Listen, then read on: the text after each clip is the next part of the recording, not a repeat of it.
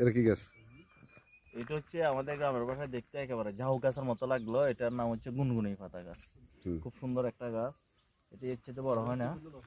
এই যে এখানে দেখতেছি আসলে পুরানো দিনের স্মৃতি মনে পড়ে গেল। এটাকে আমরা তোপনা গাছ বলি। এই যে এটা ফেঁকে গেছিল, এটা ভিতরে এটা কি ফলটা খেয়ে শরবতের ফেলছে। সাথে যেটা ভিজাই খাই আমরা? হ্যাঁ, ওই রকমই। তো ওইটাই ওইটাই তো। এই যে তোকমা বলি যে হ্যাঁ আমরা। হ্যাঁ হ্যাঁ, তোপনা বলি যে এটা খেয়ে ফেলছে। এই যে আমি আপনাদেরকে দেখাচ্ছি, দেখি একটা ভালো পাই কিনা। সবগুলা খাই ফেলছি। এই যে এটা ফলটা, এই যে এটা একটু কাছ থেকে দেখা। এই যে এই জালির মতো এটার ভিতরে ফলটা থাকে। এই যে ফলগুলো, এগুলো এখনো ছোট।